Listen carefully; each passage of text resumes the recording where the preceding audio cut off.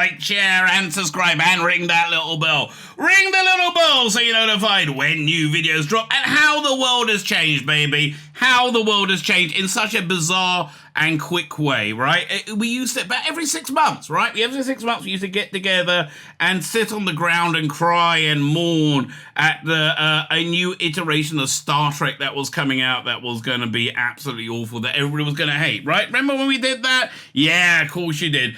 That will change, really. I mean, the advent of a bit of Terry Metalis and Star Trek gets very, very, very, very good. I have another video on my channel. This was from my live stream I did last night. This review on March 12th, Sunday, March 12th. I got another video out, probably out around now, probably out the same time as this video. I don't know. Where the beginning of my live stream, when this was at the end of the live stream, I started musing about Star Trek Voyager, right? About basically my problem with Star Trek Voyager. The problem is its best episode was its first, and the other problem is just the characters were bland. And then as I went through the review, I kind of realized Star Trek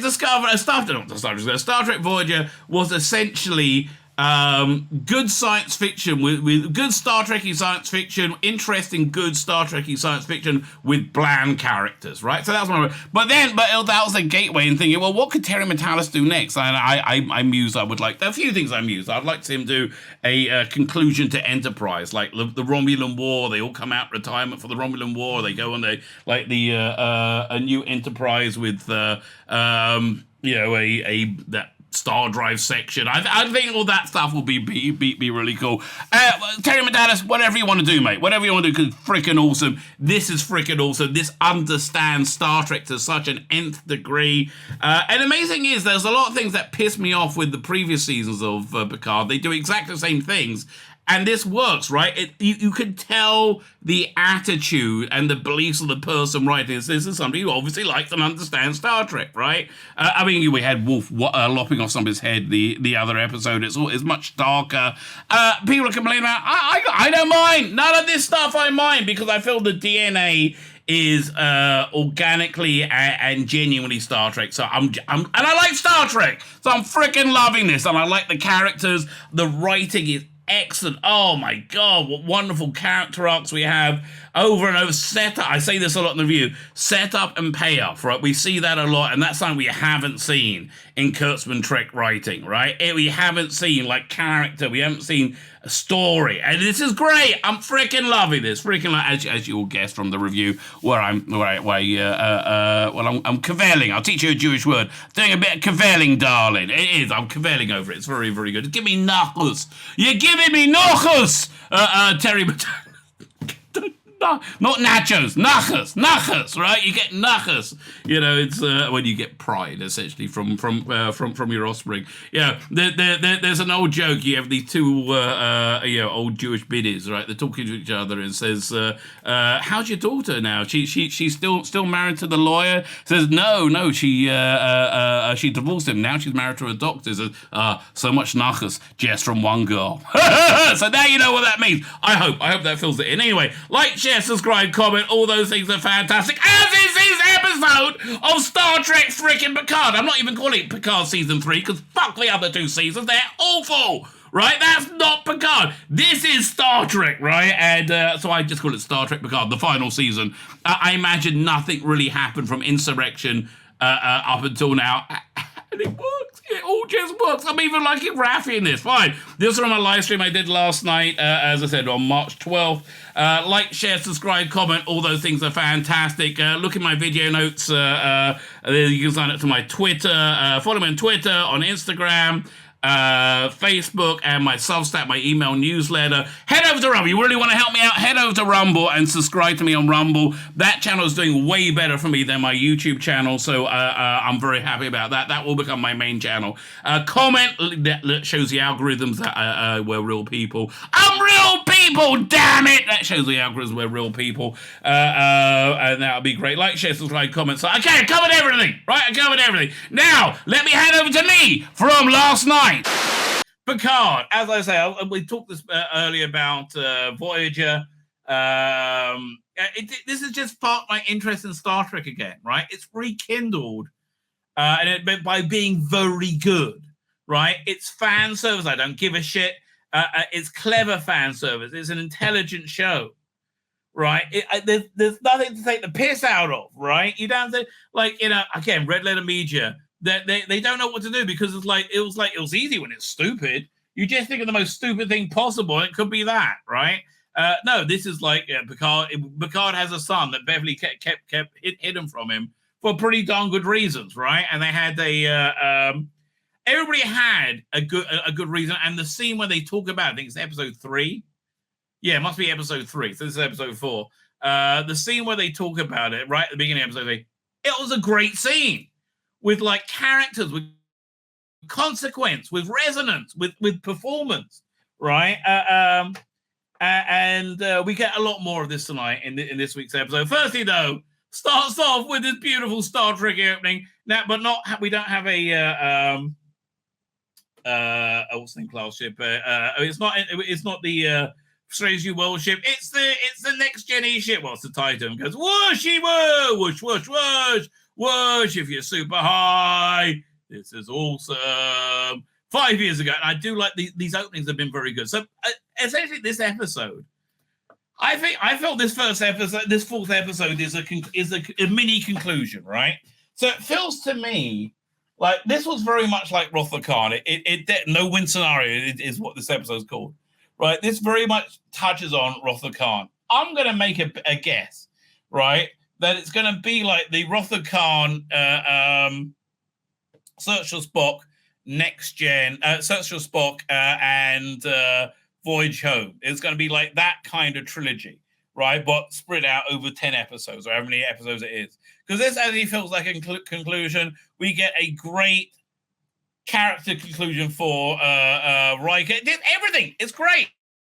It pays off, but it's also well written. It starts off with these nice little bits that are a little bit take you outside of the current action, right? So for me, again, this feels like an opening movie in a trilogy of movies.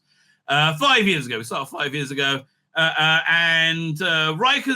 Oh no, this is not 5 years ago. This is they're reusing the Guinan's bar thing, and he's there having some haddock. And again, somehow now it's in the Star Trek world, right? Somehow now, by the way, Jimmy Go, Cinema Quirk says Steve was better under Rossley Davis. I agree with you, and he's coming back.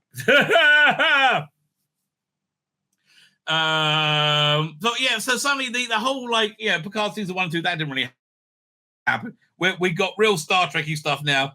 The cadet enamored with him. Now, I didn't really understand what this scene was for, but everything in this episode and everything in the season, this is a setup for a payoff. Setup, payoff. Basic ability to write.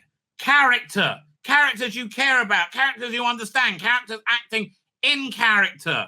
Starfleet cadets acting in character. Picard acting in character. So they goad him in to start talking about some of his stories. And now we get present day. He's fucked up beyond fucked up, right? Because of him, at the end of the last episode, so they're caught in this gravity well, vortex, Wrath of Khan thing, right? And there's biological signatures in there. There's some life in there. We don't know. Obviously, that's going to come into this. They're fighting this a great ship called the Shriek, or whatever. It's some kind of bird that tortures its prey, apparently, which has massively outgunned them. They go off on this little adventure, him and Riker, to save Beverly. Beverly's on this weird ass tiny little star Constitution style ship. The shuttlecraft docks with it, and it's basically the shuttlecraft is 1, 2, 3, 4. It's about 20% of the size of the saucer section. So it's a weird ass little ship. We find out, I think in the last episode, this is Beverly and Picard's son. He didn't know he had a son. She tells him, look, mate, you're always doing some weird shit. You're Picard. What do you want? I was going to tell you. And you were kidnapped by the Thongolians, and then you did this, and then you did that. You will never, ever be a father. I need to get away from you. That's why I stayed away for the last 20 years, right? Kind of feels would work, and it was a good scene. The kid is like a Captain Kirkish, like a roguish with devil may care, a dedicated doctor, bribing people to bring medical supplies to those in help, right? And bring medical aid. He's a rogue doctor, damn it, right? Was Jack born after Nemesis? I believe so. Or when Beverly took off the year and was replaced by Pulaski? No, after Nemesis, right? He's about 20, essentially, and he was educated in England, so he has an English accent, obviously to echo his father, right? And this is a good father-son relationship. So anyway, you got this ongoing thing of there's a portal weapon. You ever played the game Portal 2? Awesome, right? You make a portal, and then you get. So they keep trying to get out in the nebula. They're about to escape, but boom, the portal weapon drags them back in. It's very cool. I kind of like that. So eventually, they have no choice but to turn and fight. So they fire everything they have at them, but they fire the portal weapon, and all their everything they fired at them hits them, and they get they're dead in space. They're tumbling into the gravity well, and they're all going to die, right? So this was all because of Picard's insistence they need to fight. So Riker's pissed with them at the end and says, remove yourself from the bridge, right? So now at present day, I fucked up. We're all going to die, including my son I didn't know existed, right? As the helpless Titan tumbles to its death. That's Geordi LaForge's daughter at the helm. Lovely little touch. Don't know who that alien is. And Riker's like, yeah, well, anybody got any ideas? I like the bald Vulcan. Tell me more about bald Vulcans. I like bald Vulcans. They're like, okay, so we got to let's restrict people to communal areas. We got to reserve power. They're just trying to reserve power long enough so they can extend their lives. They got about 3 hours. They figure, right? And all that. And at the same time, you start getting these energy waves from the center of the nebula, right? And I'm like, well, can't you just grab that energy? Like that yeah, you seem like that's a surplus of energy. Why don't you just charge your batteries with that? And they're like, I didn't think of that, right? So anyway, Riker goes to see Picard and says, listen, look, we're all going to die. It's just the way it is. I'm sorry. Go and see your son and make amends with him. That's I think that's the most important thing for you to do, right? Which is a great man. So Riker's in this real existential crisis, right? We talked about his son died a few years earlier, like about 5-7 years earlier. And he talked about as he saw the coffin being lowered into the ground, into the darkness, into the blackness. Again, this is great writing, right? And it's great complexity. It feels right for Riker. His emotions were all turned off, right? Actor 34, Fitzpatrick the year took off. Okay, I'm with you, right? That works, right? That totally works. Fine. Okay. That's really interesting. That I like that. The whole level of complexity. But anyway, so he's talking about his son, and he's like, I don't think there's anything beyond life. I don't see any point in anything. And he's emotionally completely turned off, and his wife's an empath, right? So that's why he left. He went back to the stars, the black emptiness of stars, so he could feel at least at home there. But he said, look, go and connect with your son. It's the last chance you have, right? Great character scene, which is this is what this is. Great character scene, set up, payoff. Picard earns the name Star Trek for once. Part 4, no win scenario. Mwah! Oh, everything about this is perfect, right? It just is. Okay, so 709 is was the first officer on the ship, but she betrayed the Captain Shaw, who was a real arsehole in the first episode, and has since redeemed himself. Captain Shaw, they try and con him into going to this part of space, and he's like, screw you. You guys are arseholes. I can't stand you. And he puts them in like a crew quarters, so they're in bunk beds. Treats them with complete and total disdain, and he's absolutely right, apparently. Yeah. So also he doesn't allow 709 to use her 709. He wants to call her Cadet, Lieutenant Hanson, right? He thought, look, we're at war with the Borg. Stop. We're not having Borg names anyway, because at the end of the last episode, we find out who the real villains are through this, which are the changelings from Deep Space Nine. And there's a changeling on board who's sabotaging the ship. 709 is looking for him, essentially, right? Again, great scenes, right? And she finds it's this dead ensign. So now she goes to talk to Riker about it. Says, "Well, just keep it quiet. Like, don't cause a panic, right?" So she's looking around, and meanwhile, in medical, because can I have a word with Jack? Right, Jack Crusher. Meanwhile, right now they had Captain Shaw being redeemed quite a lot already. At the end, it was a real arsehole, right? And then the second episode where it's there's a great little bit in it where it's what happens. Picard finally, he doesn't know who Jack Crusher is, and Riker's like, "Do you not get it?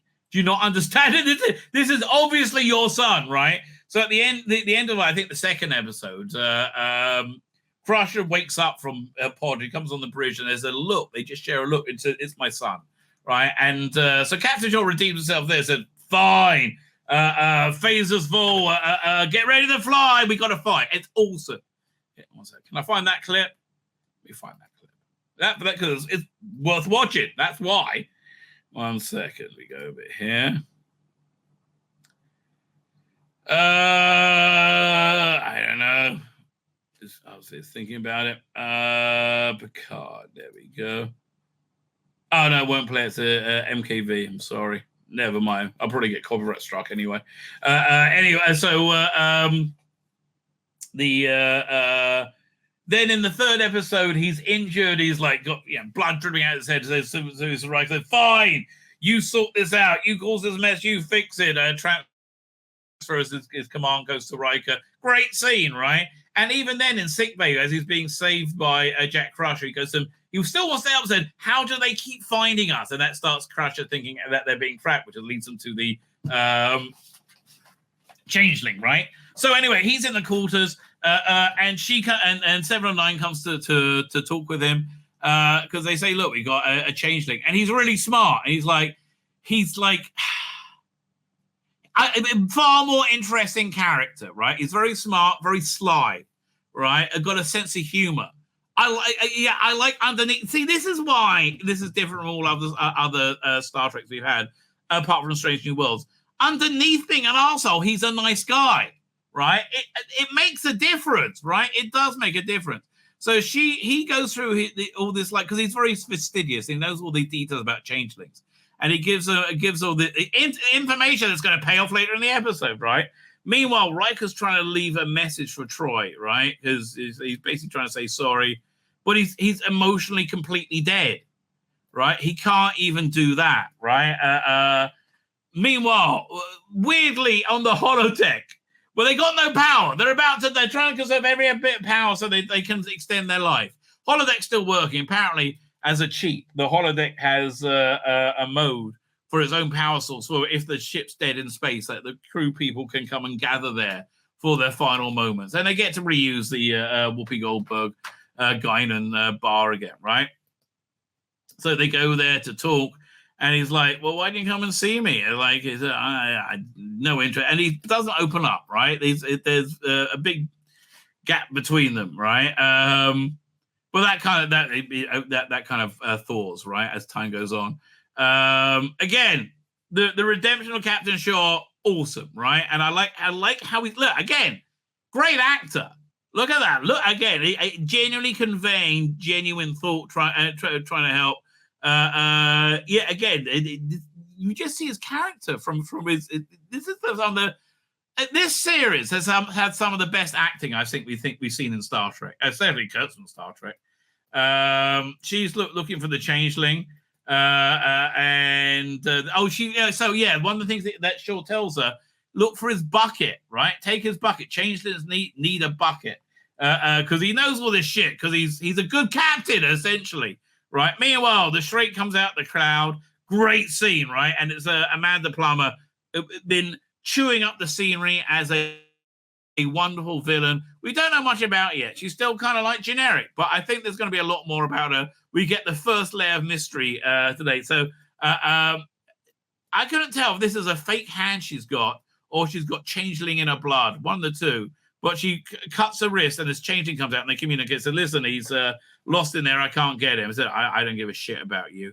You go. So I can't take my primary weapon in there. So ditch it, right? The portal weapon, just ditch it. At your expendable, the ship's expendable. We want Jack Crusher, right? It was like, she's like, okay, I'll do whatever you want, and she's terrified of it, right? And it goes back into her hand again. So I don't know if she's got she's being controlled by him. But already more interesting character. Love her performance, right? And they go back. They ditch their energy weapon, go back in. 5 years ago, back he's still having his halibut and regaling them with his exploits in Starfleet about how wonderful it is to be in a crew and you're all there for each other. Meanwhile, there's so much resentment here, right? And he can't get through it. Meanwhile, other people are coming in saying, we're going to die. Okay, this is where we're going to die, right? And kind of cool. So she spots the changeling. Great scene, right? Goes after him. Pew, pew, pew, pew. Changeling. Better special effects on DS9. Still the same thing, though. And he slithers away in a changeling fashion. By the way, I do like that very green Andorian. And so so they start loosening up a bit, telling stories about each other. He tells a story about how the last time he thought he was dead, which again, great setup, was with him and his namesake, Beverly's first husband. Before they were married, they were in a shuttlecraft together that they stole to go out for a night, and they came back. Well, actually, they don't. Odo referred to it in different natural state, in different receptacles and places. Yes, but I think that was more because he was acclimating himself to human society, where the Great Link didn't really want to. Right? They can't stand humans. Right? They don't think they want. They think they want to be in their receptacle. No, that's just my headcanon. Anyway, so they got this shuttle hit something, and they had to just nudge their way in for 10 hours, and they thought they were going to die, but they survived, right? So then we have this awesome scene. Fuck me. Another great, awesome character scene. Shaw comes yeah, okay, this is the last, look, we're going to die. So do you ever, did your father ever tell you where we first met? He's like, Wolf 359, dun, dun, dun. Gives a great story about what happened there. Says, look, I was just this grease monkey, on engineering when we hit Wolf 359. Then we couldn't believe the force. And this great, and he's got this post-traumatic stress disorder. Just oozes out, right? Great acting, great writing, right? And they say, we finally got down to the evacuation deck.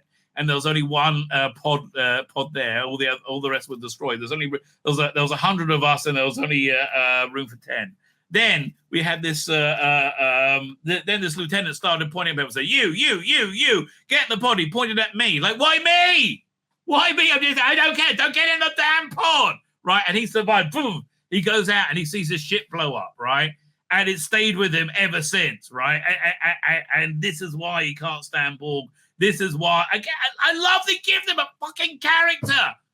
Oh my God, it's so good, right? And so well delivered. I want the Captain Shaw show, right?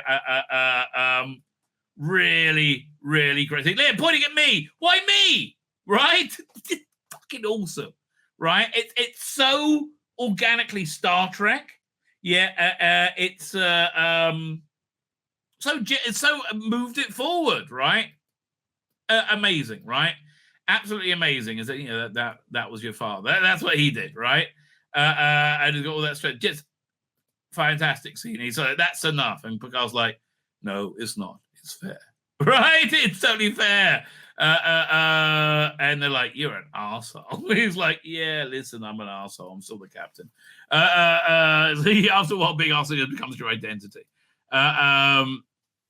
So he goes to talk to Beverly, and finally, she has the idea, right, to harness the energy. She knows when the those pulses are going to hit, right? And he's like, we're going to all be killed, right? You can't do that. We're all going to die. He said, look, we're all going to die anyway, right? He's like, we're all going to die much quicker. He said, look, we're a crew. This is the one thing we can do. We can pull together. We can be a crew. We can pull this off, right? And he's so crippled, right, from the death of his son, right? He's scared. He doesn't want to do anything. And Picard was so right in the other episode where he said, you don't want to fight because you've been crippled from your son, right? So he's trying to do a message Troy and he can't do it. And he's like, let's go for it, right? Finally, they talk him into again, like, we're probably going to die anyway. So the plan is they need to get all their energy together so they can ride along with the energy wave and harness the power and go to walk from there, right? Virtually impossible. So he's on the bridge, and they only got a few minutes to go, and basically says the plan. So then he also goes. They bring Shaw in and says, "Listen, we need to manually open up the warp nacelle vents or whatever." And none of these kids know how to do it. So you need a grease monkey. I love it. It's an old-fashioned grease monkey who understands how these things work, right?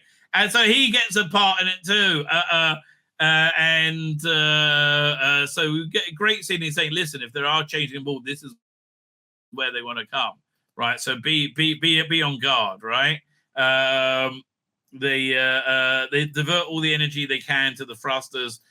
So they can go and they tell Picard to take command, engage. Da, da, da, da, da, da, da, da, da. It's so good. It's fucking awesome. I'm sorry. It's fucking awesome. Oh, I love this show. So I so deserve this show. Right? Excuse me. We all deserve this show. The shit we've been through. Yeah. It's a bit fan servicey. Suck my cock, bitch. Yes. I earned this. So yeah, they have so he's great scene. I love it. He's opening the warp nacelle manifolds, right? Got one done, right? And then in comes Geordie LaForge's daughter. Says, "Hi, my father was the best engineer ever. Don't you want any help?" So in the second or third episode, I can't remember, she went to see Seven of Nine. And she said, and she calls her, as a mark of respect, she calls her Commander Seven or Lieutenant, whatever she is, Lieutenant Seven, Commander Seven. Because that's her name. So she said, "So how would you address me?" Yeah, he said, "Oh, Commander Hanson." Dun dun dun, and she's got, and then she has a gun on her. It's a changeling. This apparently isn't LeVar Burton's daughter. She comes in later on. Boom, changeling dead. Open up the next warp nacelle. Love it. Loving every second of this. Now he gets to, and he goes, engage, and they use all the power. And they drain it all from life support. Oh, and so now it gets even fucking better. I'm sorry. Picard actually has something to do in this chair. Him and his son, they navigate through the asteroid field. Like down 20%, down to 0.2, whatever. Who gives it? And it's great, right? And so they shut everything down. There's no power left to life support. Nothing. This is their last desperate hope. Boom! The energy wave hits, and it charges. Look at that. I love a bit the special effect. Charges up the nacelles, and they're able to ride the wave. Right? Love the bald Vulcan. Don't know why. I love the bald Vulcan. Want to know more, right? So it's starting to charge up. Then the shrieks, in its path, right? Ha ha! We'll get it. So Riker does a great Riker maneuver. Grabs a boulder by a tractor beam. Again, the setup when they first met, she throws the little starship at them, right? Riker now throws an asteroid at the Shrike. Boom! Right in his face. Pure Riker maneuver, right? Cole's going credit. We're going to meltdown, and they make it to warp. But then you have a life-changing, healing moment for Riker. That's so completely pure Star Trek, right? So this is everything Star Trek is. It's a bit, again, fan service. I don't give a shit. Thank you. and they see what it was, what this pulse nebula was. It was some kind of birthing sac. It was a womb, and you have all these new funky new alien, this new life, and somebody says, "Seek out strange new life." Right, and seeing this new life in the darkness, right, it lights up Riker's darkness, and it's fucking beautiful. I don't know what it is. It's fucking beautiful. It's so good. It pays off everything that we set up with the character, right? And they're all like, they're all moved and changed. Right, and again, great performance by William Frakes, right? Just it's pure Star Trek, right? We're all, yeah. I mean, like this guy speaks for fandom, right? Yes, motherfucking yes. This is good. Hi, I'm friendly now. Can I have a Captain Shaw show? Yes, you can, Captain Shaw, because you're fucking awesome. I want the Captain Shaw show. I want the right. I want the Jack Crusher show, right? So then Picard has a revelation. We go back to this thing. I didn't know why they kept going back to this thing where where he's talking to the kids, the cadets, and there was one person there, and he realized it was Jack Crusher, right? And he didn't like what he heard, right? He didn't like how he said, "Did you have anything beyond your world, Captain?" I said, "I never needed any family beyond my crew," right? And you can feel the rejection he feels from that, right? And that's why and Picard basically realizes right there, right? And he realizes what he has to heal. Meanwhile, Riker contacts Deanna, right? Nice to see her. She looks 103. And he says, "I'm coming home. I'm sorry. I'm better." Right, and again, feeling new life in lifelessness and darkness, new life again, rebirth. This is Star Trek 2, right? The end of Star Trek 2, when they're watching the Genesis planet. It's perfect, mate. I'm sorry, it just is. Great scene, and then we get the Titan whooshing through space, and we get like a little preview of what we have completion at this point. So now we have a little trailer, a little teaser to take us in. We saw these weird visions of like vines coming out. Saying I thought it was something to do with 7 and 9, but this is some weird vision he's been having. And he's like, and he sees the door opening. What is this? Oh, bad. Directed by Jonathan Frakes. Fucking awesome. Terry Matalis, Sean Trevor. Oh my god, Terry Matalis is like. There should be medals for services to culture, right? What he's done for culture. I mean, the sad thing is it's too little, too late, really, because I don't think many was watching, right? But what he's done for culture has been, I think, very important, right? I love, this, the end titles. Feels like I'm flicking through the technical manual, the iconograms. Yeah, it really loves Star Trek. It loves Star Trek. It knows Star Trek. It likes Star Trek. We haven't seen this for a while, right?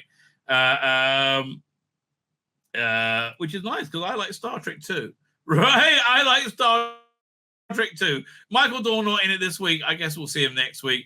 I think we're getting Data back. I think we're going to get something else that's stolen from the Daystrom Institute.